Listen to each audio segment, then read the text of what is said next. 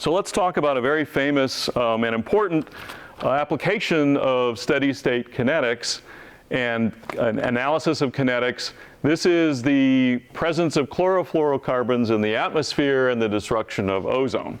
This is an example where the kinds of things you're learning actually, if you had known it back in 1974, might have won you a Nobel Prize instead of Rowland and Molina, and it did lead to a change in world policy. So chlorofluorocarbons are typically found in old-fashioned freons used in refrigeration.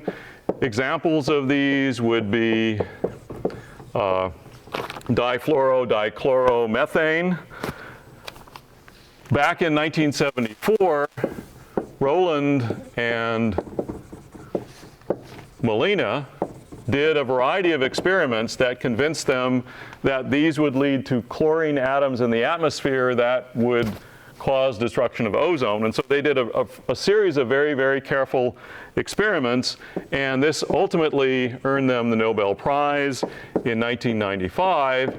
And as you may know, there was also large impact on world policy that was first set forth in 1987 with the Montreal Protocol, which set out a time frame for banning freons with the idea that if we could get rid of these things, the ozone in the atmosphere might return to normal levels by something like 2050.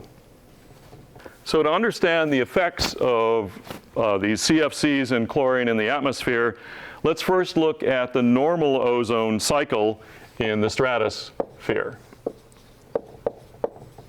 And this is in the stratosphere, way up high in the atmosphere. So in the normal ozone cycle, we have oxygen in the atmosphere that absorbs light and breaks up to form oxygen atoms. This is very short wavelength light, less than about 240 nanometers.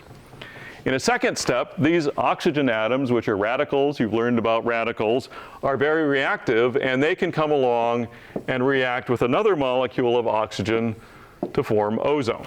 So there is ozone floating around in the upper atmosphere, and it turns out that ozone is a good thing to have up there because that ozone can also absorb photons of light to make oxygen and regenerate oxygen atoms. In this case, this absorption appears at wavelengths shorter than 325 nanometers in the ultraviolet, and that's what keeps us from getting sunburns and nasty melanomas. So this is a good thing to have up there. There's a final step where the oxygen now can complete the cycle by recombining with ozone to make oxygen. So this is what we'll call the uncatalyzed reaction. And the rate for this reaction, there's a rate law that's known. The rate for the uncatalyzed reaction is a rate constant that we'll call K uncatalyzed, UC, times the concentration of oxygen times the concentration of ozone. That's this last step. If we speed up this last step, what happens is we start having less ozone around, and that was the issue with freons and CFCs. So what happens when these chlorofluorocarbons get in the atmosphere? Well, one of the problems there is that they can also absorb UV light or light coming from the sun and form chlorine atoms. These chlorine atoms are very reactive and can catalyze the destruction of ozone. They do that through the following reaction. So the chlorine atom reacts with ozone in a first step, and we'll call the rate constant for this first step K1. They create an intermediate ClO and oxygen. There's a second step in which the intermediate ClO then reacts with oxygen atoms to form chlorine atoms again. The catalyst is regenerated plus O2. If you add these steps together, what you see is the overall reaction is the same as the last reaction that I indicated in the normal uncatalyzed sequence, but now it happens faster because of the presence of this catalyst. So let's use the steady state approximation and walk through the steps in analyzing this that Rowland and Molina used in 1974. Okay, so we want to go ahead and analyze this reaction. So the first thing we're going to do is write the overall rate for the reaction, which I can do because I know that the rate of the reaction has to be ultimately, the catalyzed reaction, related to the loss of ozone. And if I write the rate for the loss of ozone in the first step, this is the rate I would write down for that step in the mechanism. The problem is that experimentally, you don't actually know the concentration of unbound free chlorine atoms. What you know experimentally is the total concentration of chlorine atoms in the atmosphere, which are present both as chlorine and as the ClO intermediate. So we're going to use this in a minute, but the first thing we need to do is figure out what the concentration of the ClO intermediate is, as you do in the steady state approximation. So we're going to use the steady state approximation to determine this, resubstitute into this, and then solve for the overall rate. So let's apply the steady state approximation to this particular two-step mechanism to determine the concentration of intermediate as a function of the concentration of the reactants. We do this using the same kind of thing that you've seen before. We want to write the rate of production of intermediate, ClO, and we set that equal to the rate of consumption of that same species. So that is the steady state approximation.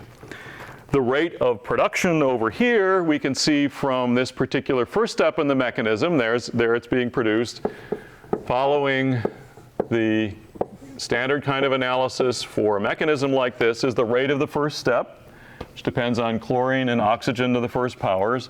That has to be equal to the rate of loss of ClO, and in this particular mechanism, ClO is lost in the second step, and so that's K2 times the concentration of ClO times the concentration of oxygen atoms.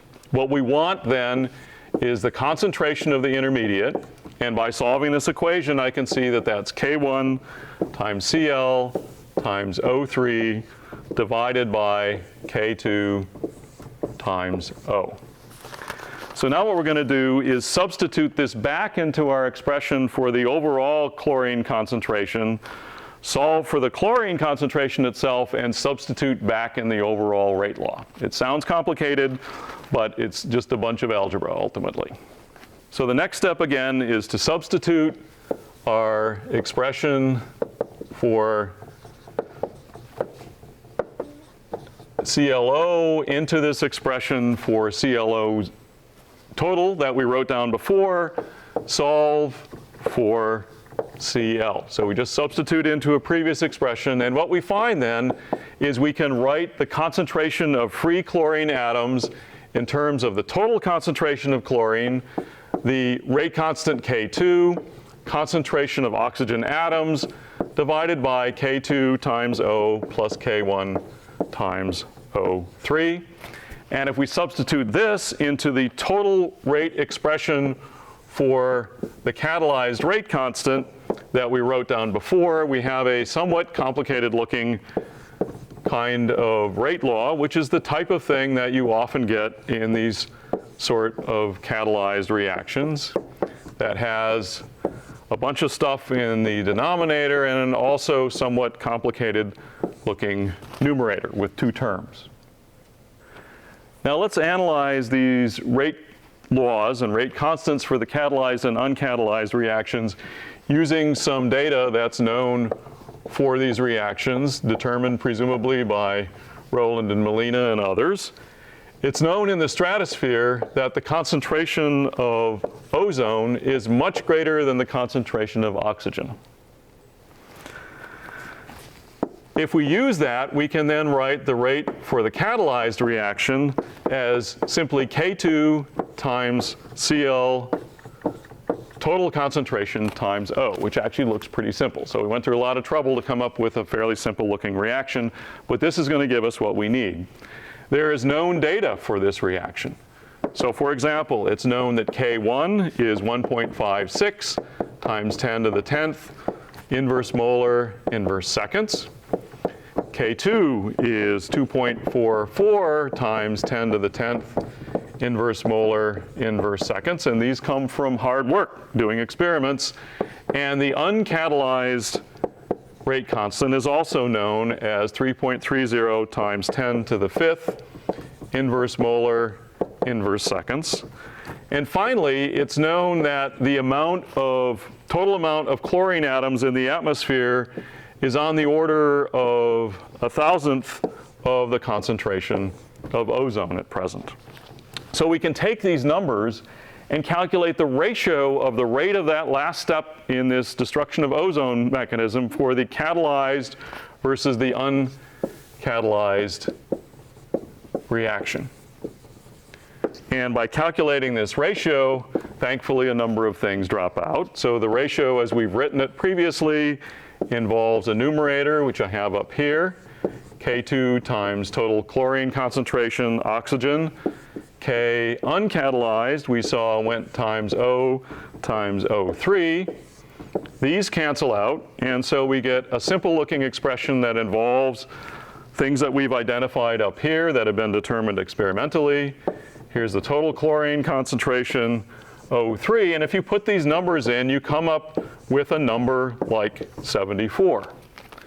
So 74, what does that mean? It means that with the presence of this chlorine at these concentrations, ozone is being eaten up 100 times faster in that last step than it would without the presence of the chlorine. And this is what leads to the ozone depletion that's been so obviously seen, for example, in the ozone hole in the Arctic, and ultimately led to the Montreal Protocol.